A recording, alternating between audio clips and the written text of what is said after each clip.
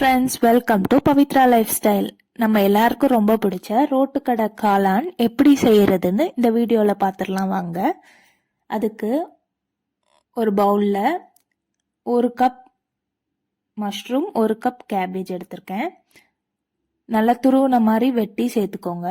உப்பு தேவையான அளவு போட்டுட்டு 1/2 teaspoon red chilli powder, 1/2 teaspoon ginger garlic paste add பண்ணியிருக்கேன். காரம் உங்களுக்கு ஏற்ற மாதிரி ஆட் பண்ணிக்கோங்க. 3 teaspoon maida, 1.5 teaspoon cornflour add பண்ணிவிட்டு தண்ணி எதுவும் ஆட் பண்ணாமல் அப்படியே கலந்து வச்சிடலாம். ஏன்னா நம்ம மஷ்ரூமும் கேபேஜும் வாஷ் பண்ணி எடுத்திருப்போம். அந்த தண்ணியே நம்மளுக்கு கரெக்டாக இருக்கும். அப்படி உங்களுக்கு ட்ரையாக இருக்கிற மாதிரி இருந்துச்சுன்னா தண்ணி லைட்டாக தெளித்து ஆட் பண்ணிக்கோங்க. அது மாதிரி ரொம்ப தண்ணியாக இருக்கிற மாதிரி இருந்ததுன்னா மைதா, கார்ன்ஃப்ளவர் ஏதாவது ஆட் பண்ணிக்கோங்க. இது எல்லாத்தையும் நம்ம பொரிச்சு எடுக்க போகிறோம். அதுக்கு ஒரு பேனில் நல்லா ஆயில் சூடானதும் இதை சின்ன சின்ன பீஸாக போட்டு நல்லா ஃப்ரை பண்ணி கோல்டன் ஃப்ரை ஆனதும் அதை எடுத்து தனியாக எடுத்து வச்சுக்கலாம். அது மாதிரி நம்ம வச்சுருக்க எல்லா மாவையும் இந்த மாதிரி போட்டு தனியாக எடுத்து வச்சுக்கலாம்.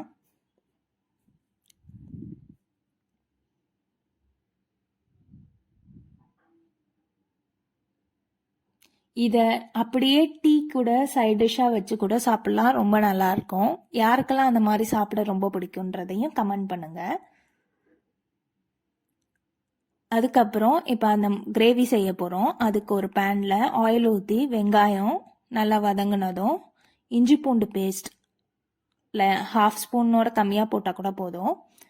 அதுக்கப்புறம் அதுவும் நல்லா வதங்கினதும் நான் டொமேட்டோ கெச்சப் ஆட் பண்ணுறேன். 1.5 டீஸ்பூன் டொமேட்டோ கெச்சப் ஆட் பண்ணிக்கோங்க. இப்போ டொமேட்டோ கெச்சப் இல்லைன்னா தக்காளியை அரைச்சி ஆட் பண்ணிவிட்டு உப்பும் சர்க்கரையும் ஆட் பண்ணிக்கோங்க, கரெக்டாக இருக்கும். அதுக்கப்புறம் red chilli powder 1/2 teaspoon add பண்ணிவிட்டு 1/4 டீஸ்பூன் கரம் மசாலா ஆட் பண்ணிவிட்டு எல்லாத்தையும் நல்லா வதக்கி விட்டதும் 100 ml வாட்டர் ஆட் பண்ணிக்கலாம். அதுக்கப்புறம் இந்த டிஷ்ஷுக்கு தேவையான அளவு உப்பையும் ஆட் பண்ணிக்கலாம். இப்போவே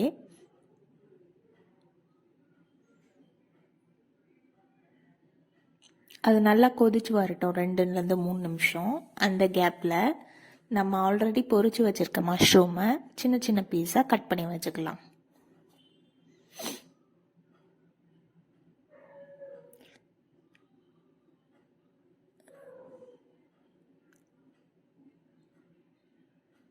நல்லா கொதிச்சிட்ருக்கு. இப்போது 1/2 டீஸ்பூன் கார்ன்ஃப்ளவர் மாவை தண்ணியில் ஊற்றி கரைச்சி வச்சுருக்கேன்.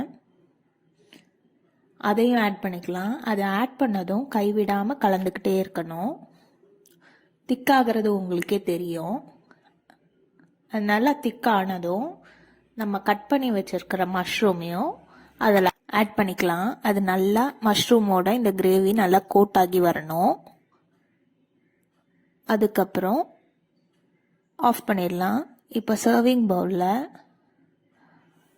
நம்ம செஞ்சு வச்சுருக்க மஷ்ரூம் மசாலா, அதுக்கு மேலே வெட்டி வச்சுருக்க வெங்காயம் ஆட் பண்ணி சாப்பிட்டா சூப்பராக இருக்கும். உங்களுக்கு வேணும்னா இதுக்கு மேலே கார்ன் கூட ஆட் பண்ணிக்கலாம். இன்னும் நம்ம சேனலை சப்ஸ்கிரைப் பண்ணலன்னா மறக்காமல் சப்ஸ்கிரைப் பண்ணிடுங்க. பாய் பாய்.